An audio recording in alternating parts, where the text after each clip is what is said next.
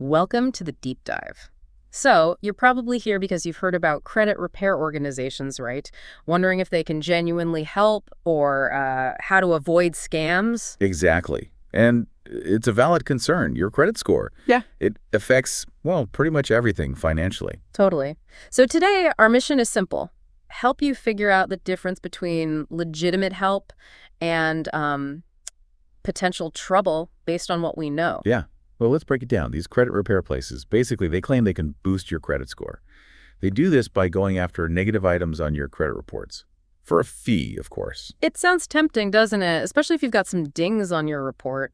Having someone else handle disputes seems, easier. It can seem easier, but, and this is a big but, not everyone playing in this field is playing fair. That's the tricky part. There's definitely potential for confusion. Oh, absolutely. Okay. And sadly, some outfits really do prey on people who are just trying to get their finances sorted.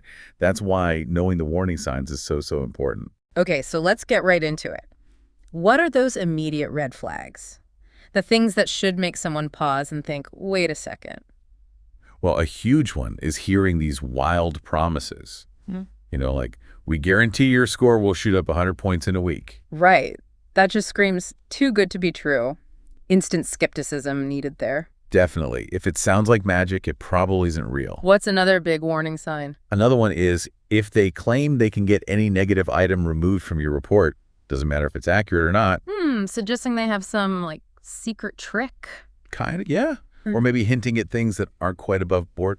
Look, the reality is, while you absolutely should dispute errors you find. Which you can do yourself, right? Exactly, and for free. But if the negative information is accurate, say you genuinely missed a payment, it generally has to stay on your report for a set period by law. It can't just be wiped away on demand. So those kinds of guarantees, they're not just unrealistic, they could actually be dishonest. Okay, let's flip this. What does illegitimate credit repair service look like? What are the good signs? Legitimacy really starts with transparency. They should be upfront about your rights. There's actually a law, the Credit Repair Organizations Act, or CROA, designed to protect consumers. Okay, so they should tell you about that. Yes. They should explain your rights under that act. And importantly, the law says they must give you a written contract before you pay or sign up. It has to detail the services, the costs, everything. A contract first. Got it. What else? Also, they shouldn't charge you any fees before they've actually performed the services they promised in that contract. No upfront fees for work not yet done.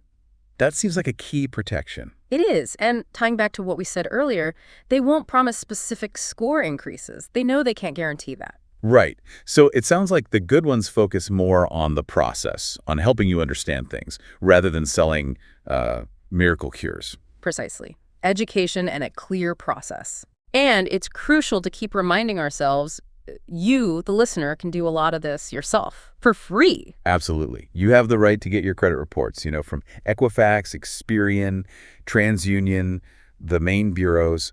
Go through them carefully. And if you find mistakes, dispute them directly with the credit bureau and with the company that reported the information, like your bank or credit card company. Plus, just, paying your bills on time and paying down debt, that's still the most powerful way to build good credit over time. So doing it yourself is often just as good, maybe even better, because you're in control and it costs nothing but your time. Yep. But what if someone feels totally overwhelmed by that? Are there other trustworthy options besides these for-profit companies we've been discussing? Yes, definitely.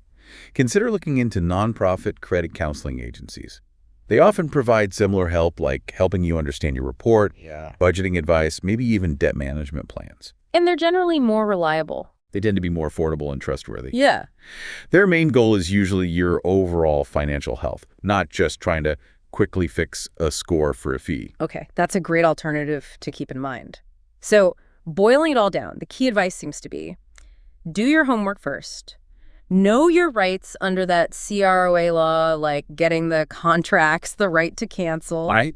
Be super skeptical of those big promises, especially guaranteed score jumps. And honestly, trust your gut feeling. If something feels off about a company, it probably is. Listen to that feeling.